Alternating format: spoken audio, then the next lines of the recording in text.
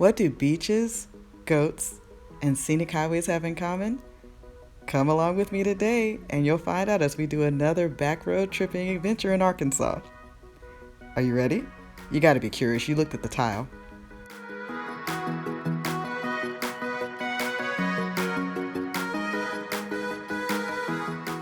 So the first thing, most important, we gotta get off of the main highway. So we're gonna turn off of the way that we'd normally go if we were going into the northwest corner of the state. And we're going to take mostly Highway 10 today as we move toward something called Lake Nimrod. I love taking these back roads, you guys, because it's not the fastest way to get to and fro, but sometimes you'll see things that'll really blow your mind. I am a sucker for a good scenic highway, especially on a good day, and I never get tired of this. Passing over bridges at moments like this. This is Lake Maumelle, which happens to be the source of most of the water that we get here in central Arkansas. Remember, I'm based in Little Rock, and I can never get over this. Like, I live here. I can see this anytime I want to. People leave the country to go see stuff like this in other places, and I have this in my backyard. It's amazing. So today, I wanted to take you guys through the Ouachitas. Yes, that's Ouachita. And we're going to see a little bit of the Ozarks as well. But I also want to take a minute to tell you something that you may not know. Heifer International is based in Little Rock, Arkansas with its international headquarters. But they also have a farm that is a big part of the operation that's in Perryville. And that's part of what we're doing today. So I just want you to know, we feed the world. 21 countries doing all this work. Working with local farmers and business owners, trying to help provide training and all kinds of resources and build sustainable, healthy communities. Arkansas, yeah, we do that because we grow things here. So part of this mission was, I said, I'm going to go to the farm because I kept saying I'd get there and I've never been out to the ranch. So I had time and I pulled off, and yes, you're turning down this road. There was one sign and you can zip right by it if you aren't sure where you're going. So, watch your map. But getting there was something else. First thing that hit me was, I wish COVID was not a thing right now, because I decided I needed to do it as a driving tour. Ordinarily, you can reach out to them and schedule a tour. They have spaces for RVs to come and visit. They have conferencing areas for you to come and do any kind of business, family meetings and whatnot. It's an amazing place, but COVID-19 unfortunately has it kind of locked down. I was actually relieved I could get in the gate, and I thought, let's be respectful. I'll just go ahead and do this as a driving tour. So I just wanted you to kind of get a view of one part of the ranch. I didn't go through everything because there are some people who live on site, and I wanted to be respectful of the fact that, right now there's just so much unpredictability with what's going on. So just wanted to give you a little taste of what's there. I'm definitely going to drop the link to Heifer International in the section on this video. So if you guys want to learn more about the work of Heifer, I definitely encourage you to do that. Heifer basically feeds a whole bunch of the world. And I'm very proud of the fact that it's something that is based here in Arkansas. Might have forgot to say this too. Been doing this work since 1944. So not new at all in the game. I just thought they were so cute. I got as close as I could. They were looking at me like, what is wrong with you, woman? So I didn't stay very long because I had a lot to get to on that day. So came out of the ranch, and right outside of the ranch, you're going to run up pretty quickly on Perryville. It's not that big of a town, but it is impressive to see what all they do. Perryville is the turnoff that we need to get to today so that we can go and do our main adventure, which is to show you guys that we do in fact have beaches in the state of Arkansas, in case you just got a feening for some sand and some water. So this was where we turned off to get to Lake Nimrod, and that was my main goal for this today. Well, my main adventure goal for the day. Going out there, the scenery was just unbelievable as I made my way. And you definitely also want to keep in mind that you want to have an atlas with you too, because sometimes your service is not that great out there. This was coming up on Carter Cove Park, and this I will now claim as my personal pocket beach because it draws me. It just calls me back. I could not believe that I'd never been out here before, and I would be willing to wager, if I was a betting woman, a lot of Arkansans haven't been out to this particular set. Lake Nimrod was actually commissioned as a U.S. Army Corps of Engineer project. It was completed in 1942, but was authorized off of the Flood Control Act of 1938. So we benefited from this because that $3 million, I think it's $3.7 million project at the time, remember that's 1940s, it created something that they probably couldn't have seen this, thinking that far into the future, that we would also have recreation. It keeps flood under control, but also it gives us a great recreational resource here where people can camp, swim, boat, fish, hunt. Going out here, I really wish that I'd had a chance to bring my grandfather when he was living. He loved to fish, and this would have been an ideal place to bring him. Just walking out on here, I just had to take some time to think about him and realize that I guess in a way he is experiencing it through me. And I also remember that he used to tell me, you need to make sure you take these times, these moments, so that you can make sure you stay tuned in to that still small voice inside of you. So it was amazing to have a chance to see this. I mean, y'all, hold on, just wait. In a moment you're gonna see something that's gonna blow your mind. I'm just gonna hush.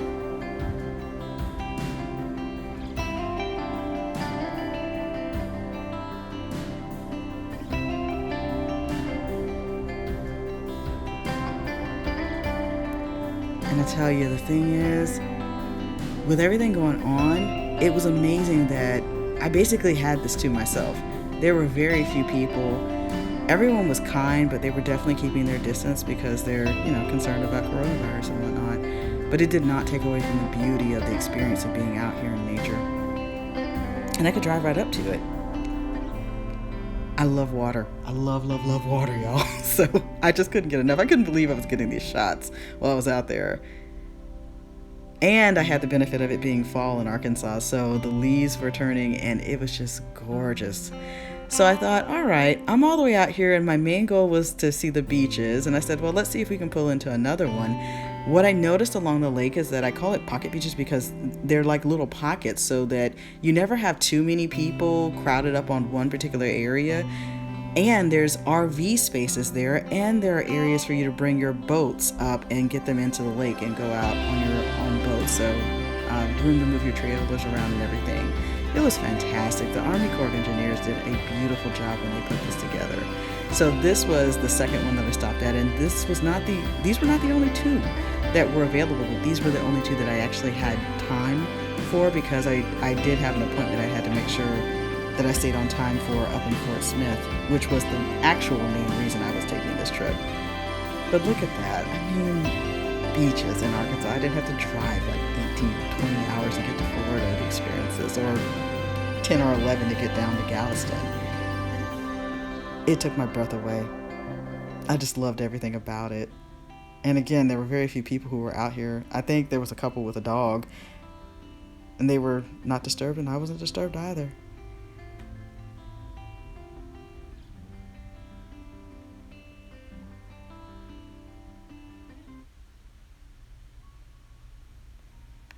This is also a fun trip because I got to debut my Stage Crew sweatshirt that came in the mail just in time for me to go. So yes, I'm one of those people too. If you're curious about that, you just go look it up. Stage Crew with a K.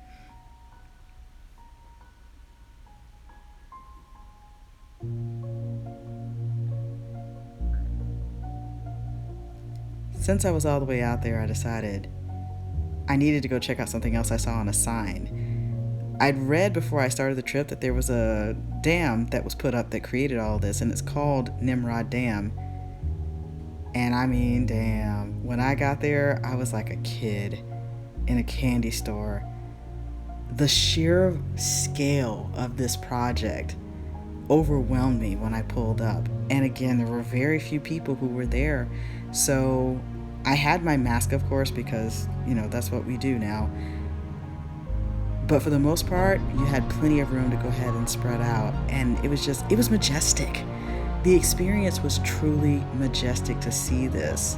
And I'm going to help you try to understand the scale of all of this in this section. I mean, just staring out. This is from the shore. I'm not even on the actual dam at this point. All of these views, it's laid out so very well. They have great information so you can understand what the purpose of the dam is, where you're located. I found these to be very, very cool, and they actually are maintained fairly well when you consider the elements that they go through. So you can see the expanse of the lake from these. And then coming to the other side, I could see the water flowing, and man, it was gushing because we've had a lot of storm runoff and whatnot. So just, this was up from high. Basically, right now I'm standing at the same level that the dam sits at. Just, I'm over along the shoreline. And there's plenty of parking along this way too, and they spread it out quite a bit. Up on the top of the ridge, you also have all these picnic tables that you can sit at. So this was configured very well for coming out and being with your family and your friends. I will say that if you have small children, you do want to keep a hold of them because there is not a guardrail right here, and there is a fairly steep drop. But other than that, it was just fantastic, and I didn't see anyone having a problem with it while they were there because there's plenty of room to keep your children safe and pulled back. But there is no guardrail on this section. And that's something you might want to keep in mind if you have small children. So looking down on it, I just wanted to get as many angles as I could so people could see. And I realized, I was like, wait a minute, I can go down there. So after that, it was all about trying to figure out how did I best get down to access the lower area. See, there's another parking deck down there. And there were some motorcyclists who were down there. But here I also saw, to my surprise, my pleasant surprise, they had a bathroom that was fantastic. So we're going to do a bathroom tour real quick. Toilet paper was there. Areas were clean. Soap was available to you.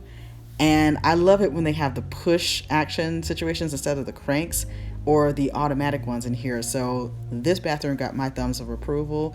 I could bring my mama here and she would be perfectly fine. And I will. So when you get down past the bathroom, you're walking down and it's a very gentle slope, and then you get to a series of staircases that you can take to look down. I'd gone down one set already, and then this brings you around to the last staircase that brings you to the water level.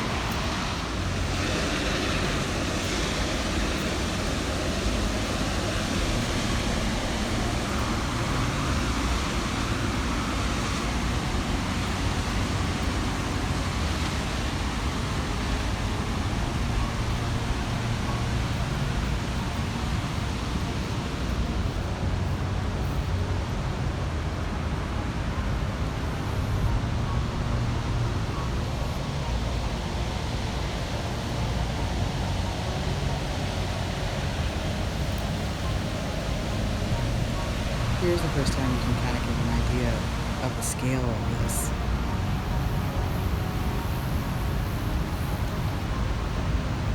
Standing there, I could imagine being inspired to write any number of things.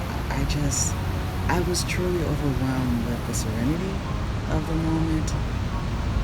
The environment was stunning.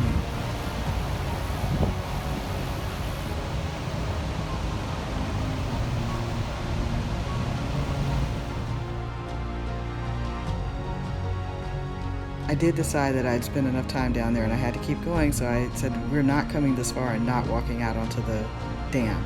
So here are some views, beautiful views from basically walking on water. Walking over water, I should say. I love that it was very spread out. It was clear that vehicles are moved back and forth across the top of this dam. And so it was an excellent opportunity to be able to be outside and be able to still practice social distancing. There were a couple more groups that showed up from the time I first arrived to when I walked out onto the dam. And as you can see, we had plenty of room not to be on top of each other and to allow each other to enjoy the experience. in our own ways.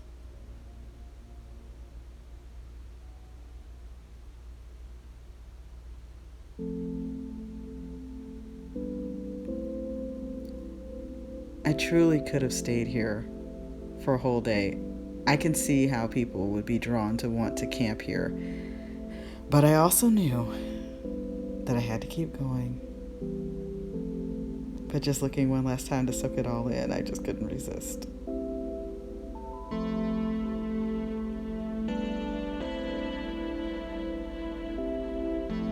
And then it was back on the road again. This was the point when I realized that I really didn't have any kind of cell service. So like I said, it's always a good idea to keep an atlas in your trunk when you're moving around in the country.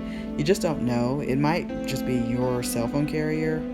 Might not have as many towers out that way. But I will say once you get into the towns, it's not a problem. I also very firmly preach when you're traveling by yourself, make sure you are traveling in good weather and in the light of day so that you can see things, and pay attention to your landmarks when you're going by. It'll help you. Here's the fun part I want to show y'all. I'm taking time to show you the signs because some people don't believe some of these signs in the places they live. They don't have them. That little squiggly, yeah, that's a real indicator that the road's about to be a little windy. And they mean take it at that speed. Now this is my favorite one. You'll see this throughout all kinds of parts of western Arkansas. They mean it when they say take it 20 miles an hour. That is a full semicircle to execute. It's not a problem for most natives because we grew up learning how to drive on it. But for those who may be visiting, y'all, it's not just a suggestion, it's a very good idea. I was really excited about this part because getting the opportunity to take your time brings you up to the scenic overlooks that most people will zoom right by because they're in a hurry trying to get somewhere. I had a chance to get out and just breathe it in. Yes, I jumped on top of a table to do this, and I didn't care. I got quite a little tickle out of this though. When I came up to the core sign, I looked and I said, oh my, someone got a little excited when they were hunting.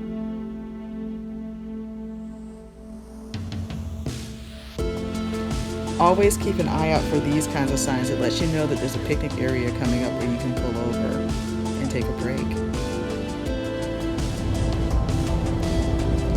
So the next part of the journey was coming into the final stretch. But I did want to point out that some people might be concerned if they're not from here that you won't have gas opportunities. There are places for you to go ahead and gas up. You just have to look for the junctions. That's where you're usually going to find the gas stations. And do be careful on Sundays when you're traveling because sometimes the service station might not be open. Coming around this part, I did have something happen that was a little surprising. It was a fun surprise, but it was a little surprising.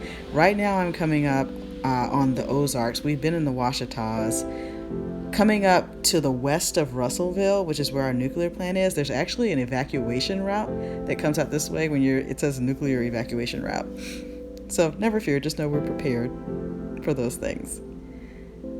This next part, I came up on a very nondescript kind of building in, I think just a second, it'll come up. But I just wasn't expecting this. This is where I dream, y'all. I dream about the opportunity to invest in building up infrastructure. This is a place for someone to go ahead and build a business if the traffic were to increase. And maybe the sold sign is an indication that somebody else has figured that out too. But I love seeing this through the lens of what can we build. And now, the final stretch, Yale County. Here's where I noticed, I said, oh, I've spent a little bit of time because I'm losing my light. But man, the colors were so gorgeous. And because I had time, like I said, I just refused to get back on any of the main roads. So I'm still on Highway 10 at this point, pushing west, coming up on Greenwood, Arkansas. And once I got past Greenwood, I had to make a decision. I could have gone ahead and got on US 71, but I decided, no, let's go check out this other road I've never been on, 253-271. And y'all, I'm so glad. I would have missed this moment had I gone the other way. I love passing through a good rock face. Then here I came on the final approach to Fort Smith. I literally had never come up this way from the south. And I still don't know what this building is, so I'm gonna have to find out, but guess what? That'll be in another episode. Thanks so much for watching, you guys. Please subscribe and drop some comments down and let me know if you like these little tours that I'm doing in my back road tripping adventures. Take care.